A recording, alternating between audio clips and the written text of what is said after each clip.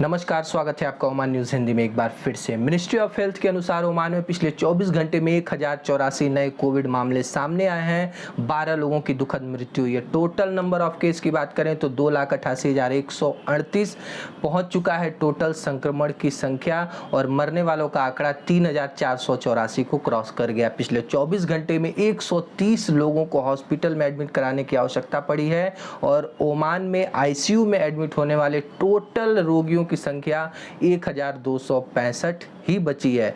Ministry of health ने बताया है कि जो रिकवरी रेट है उसमें अच्छी खासी वृद्धि देखने को मिल रही है। 91% से भी ज़्यादा रिकवरी रेट ओमान में हो चुका है, और 2,62,174 लोग पूरी तरह से ठीक हो गए हैं। 16 जुलाई से ओमान में लॉकडाउन की शुरुआत हो रही है, जिसमें शाम 5 बजे से सुबह 4 बजे तक कोई भी गतिविधि नहीं होगी। आपको बता दें, जो भी सभाएं हैं, प्रार्थनाएं हैं, सोशल गैदरिंग है, कहीं आपको जाना है, किसी उत्सव में शामिल होना है, तो इस तरह की कुछ भी छूट नहीं दी गई है। सुप्रीम कमेटी के द्वारा सभी सभाओं पे तत्काल रूप से रोक लगा दिया गया है, क्योंकि कोविड के संक्रमण को किसी न किसी तरह से कम करना है। 16 जुलाई से ओमान में नया लॉकडाउन स्टार्ट हो रहा है। शुक्रवार को शाम 5 बजे से सुबह 4 बजे तक पूरी तरह से व्यावसायिक गतिविधियां बंद रहेंगी। गाड़ियों का मूवमेंट बंद किया जा रहा है ताकि संक्रमण की रफ्तार को रोका जा सके। सुप्रीम कमेटी ने बताया है कि यदि किसी नागरिक को या प्रवासी को कुछ इमरजेंसी पड़ती है कि आपको बाहर जाना आवश्यक है, कोई बीमार हो जाता है, कोई प्रॉब्लम हो जाती है कि आपको बाहर जाना ही है, तो 1099 पे कॉल करके आप कंफर्म कर लीजिए, वहां से हेल्प ले लीजिए। 24 घंटे ये हेल्पलाइन चालू रखी जाएगी।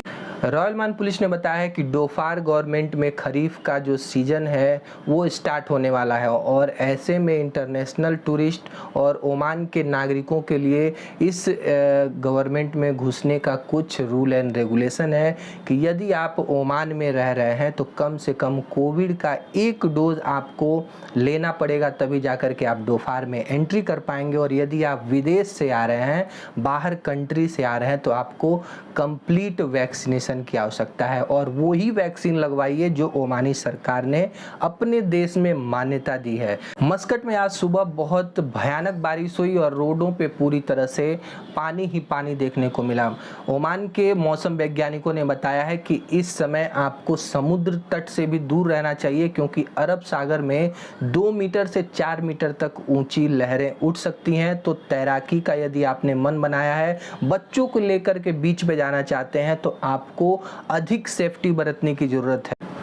सुप्रीम कमेटी ने बताया है कि ओमान आने वाले व्यक्तियों को पूरी तरह से वैक्सीनेट होना चाहिए। 72 घंटे के अंदर आप अपना आरटीपीसीआर टेस्ट रिपोर्ट लेकर के अपने फ्लाइट में बोर्ड कीजिए, और ओमान के एयरपोर्ट पे जैसे ही आप पहुंचेंगे आपको फिर से एक आरटीपीसीआर टेस्ट करवाना होगा। साथ में रिस्ट बैंड भी आपको दिया जाएगा, और 7 दिनों का होटल में अनिवार्य क्वारंटीन भी बिताना पड़ेगा। और उस 7 दिनों के बाद फिर से जब आपका टेस्ट होगा और उसमें आप नेगेटिव पाए जाएंगे, तब जा करके आप ओमान में कहीं काम कर सकते हैं या घूम सकते हैं। और बाई चांस यदि आपकी रिपोर्ट पॉजिटिव आती है तो जो होटल का क्वारंटीन है वो 10 दिन और बढ़ जाएगा। सुप्रीम कमेटी ने बताया है कि जो भी परिवार आ रहे हैं और उनके साथ 15 साल से कम उम्र के बच्चे हैं, तो उनको आरटीपीसीआर टेस्ट कंडक्ट करने की आवश्यकता नहीं है ओमान में, और साथ में उनको रिस्ट बैंड भी नहीं दिया जाएगा। और जो भी बुजुर्ग हैं जिनकी उम्र 60 साल से ऊपर है, उनको भी होटलों में क्वारंटीन नहीं रखा जाएगा, उनको होम क्वारंटीन जाने की सुविधा दे रही है सुप्रीम कमेटी।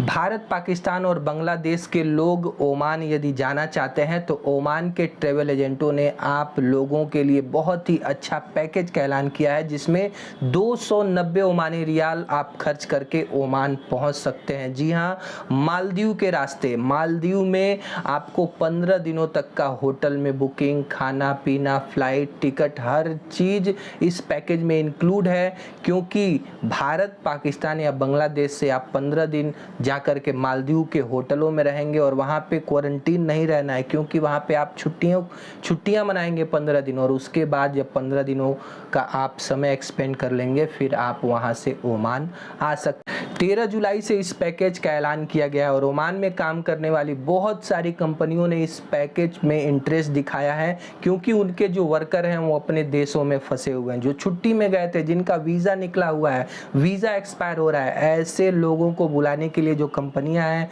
इस पैकेज का इस्तेमाल कर रही हैं। पाकिस्तान के पूर्व राष्ट्रपति ममनून हुसैन का 80 वर्ष की आयु में निधन हो गया। ये कराची के एक निजी अस्पताल में कैंसर की बीमारी का इलाज करा रहे थे। पिछले साल इनको इस बीमारी का पता चला था, लेकिन इस बीमारी को मात न दे पाए, इनकी कैंसर से मृत्यु हो गई। नागरिक सुरक्षा एवं एम्बुलेंस प्राधिकरण ने एक अपडेट दिया है कि गाला के एक इमारत में बेसमेंट में आग लग गई और इस आग लगने के 15 मिनट के अंदर में जो फायर फाइटर्स की टीम है, एम्बुलेंस की टीम ने पहुंच करके 15 लोगों को इस आग से बाहर निकाला है। आग को पूरी तरह से बुझा दिया गया है और इन सभी लोगों की जो स्वास्थ्य है पूरी तरह से ठीक है, किसी के भी चोटिल होने की कोई खबर नहीं मिल रही है। वाणिज्य उद्योग एवं निवेश संवर्धन मंत्रालय ने श्रीलंका के क्षेत्रीय सहयोग राज्य मंत्री के साथ वर्चुअल बैठक की।